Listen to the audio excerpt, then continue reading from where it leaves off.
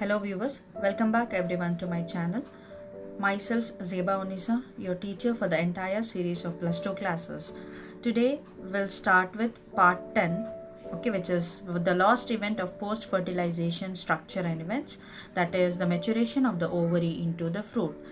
It is under the chapter 2, sexual reproduction in flowering plants, and unit 6, reproduction. So what we have studied in part 9 is how the seed is formed from the ovule. So today we'll see how the maturation of the ovary will occur and form the fruit here. What is a fruit? To define you, it is the completely developed ovary. The ovary develops into a fruit after the process of fertilization. And for your kind information, I have to say that seed and fruit formation both will proceed simultaneously. Whenever the fruit is forming, at the same time the seed has to be formed. Why? Because inside the fruit you will be having a seed. Both has to occur simultaneously at the same time.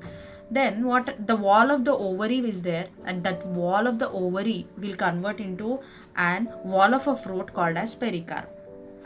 So in the part 9 also I told you that what endosperm will develop into what, and zygote will develop into embryo, and your triploid central triploid cell will develop into an endosperm.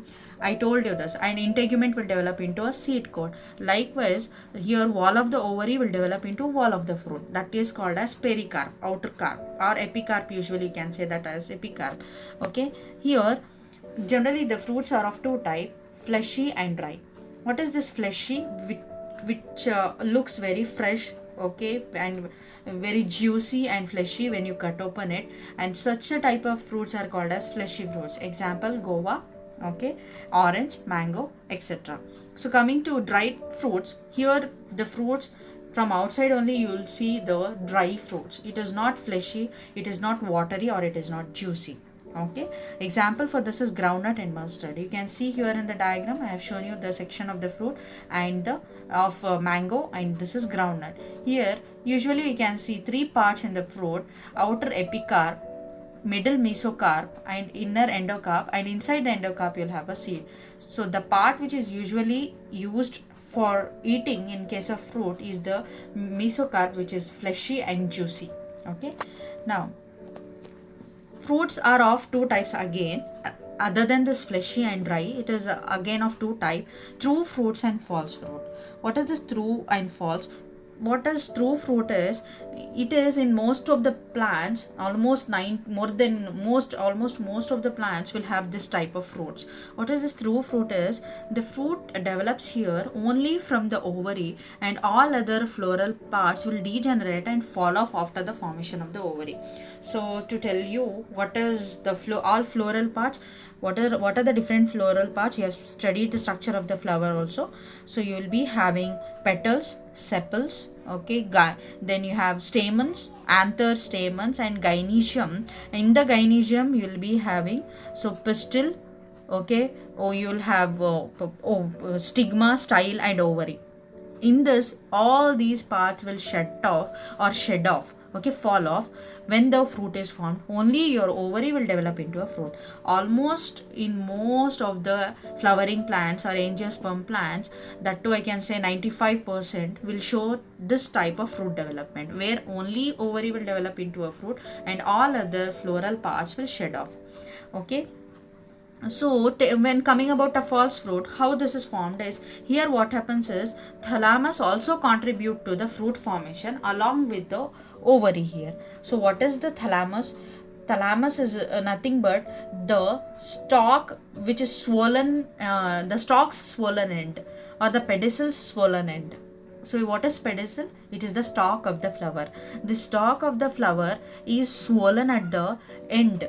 Okay, at the end, little bit downside, it is swollen. When where it is holding your sepals and petals, it is swollen. That pedicel which is swollen at the end is called as thalamus here. Okay, what is the pedicel? It is the stalk of the flower.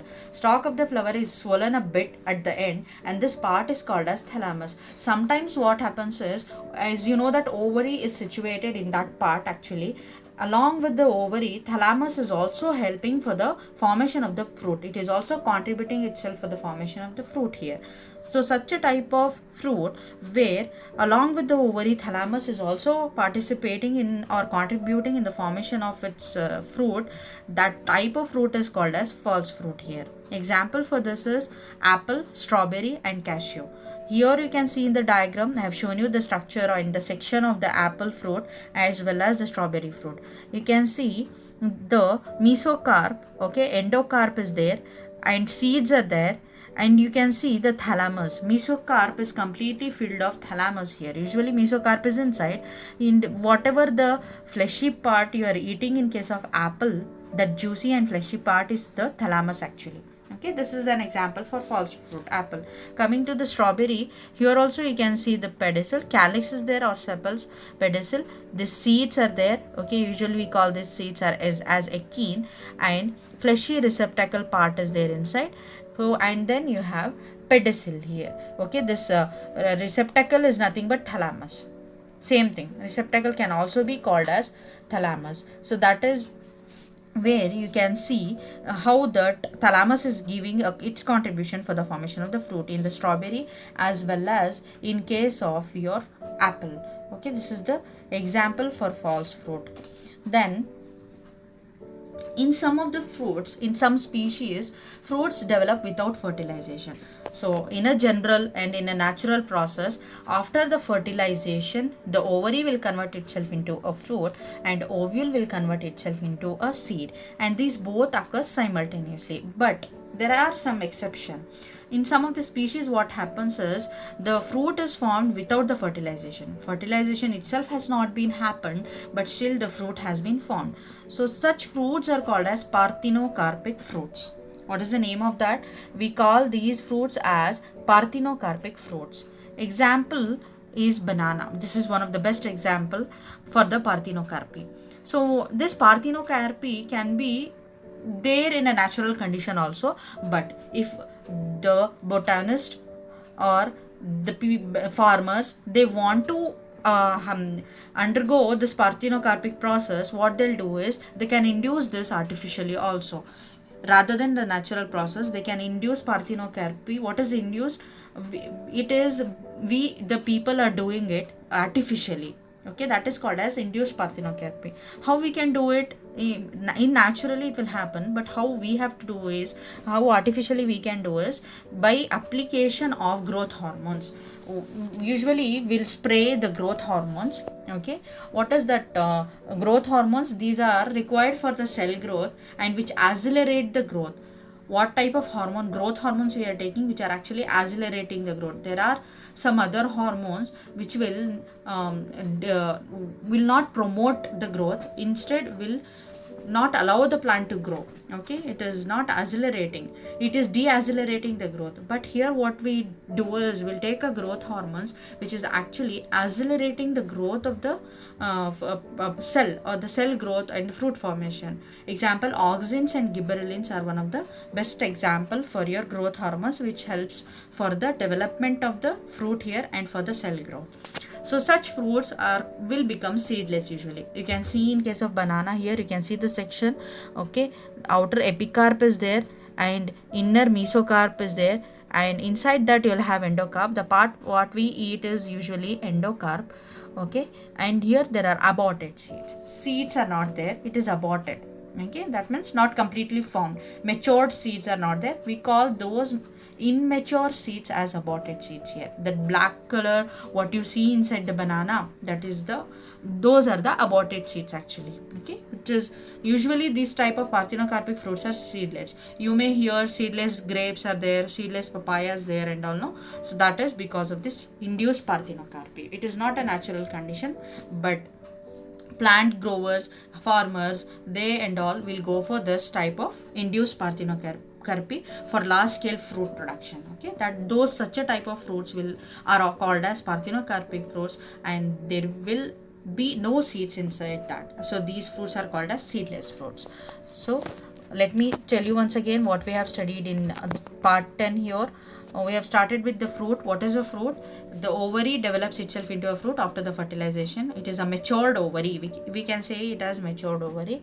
Okay, and both seed formation and fruit formation occur simultaneously. Wall of the ovary will convert itself into a pericarp. There are generally two types, fleshy and dry.